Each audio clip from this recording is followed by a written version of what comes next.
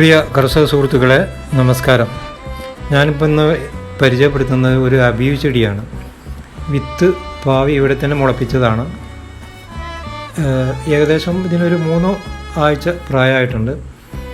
അത്യാവശ്യം നല്ല വളർച്ചയിൽ വന്നതാണ്. പിന്നെ അതിനിടയ്ക്ക് വെച്ചിട്ട് ഇത് ബ്രേക്കായി അത്. അപ്പോൾ അത് കാര്യം അന്വേഷിച്ച് നോക്കിയപ്പോഴാണ് മനസ്സിലായത് ഒച്ചിൻ്റെ അക്രമമായിരുന്നു. രാത്രിയിലാണ് ഇതിൻ്റെ അക്രമം ഉണ്ടാവുക സാധാരണ.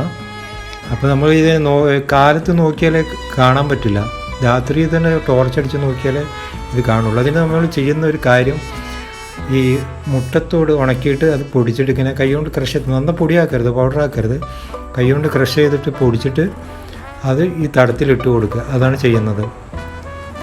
ഇത് മറ്റു ചെടിക്ക് ഞാൻ ഒരു പ്രാവശ്യം ഇങ്ങനെ ഉണ്ടായിട്ട് ചെയ്ത് വളരെ പരീക്ഷിച്ച് വിജയിച്ചൊരു സംഭവമാണ്. ഒരു ചെറുനാരങ്ങത്തേക്ക് ഇങ്ങനെ ഇത് വന്നിട്ട്, ഒച്ചിൻ്റെ അസുഖം വന്നിട്ട് ഇങ്ങനെയാണ് ചെയ്തത്.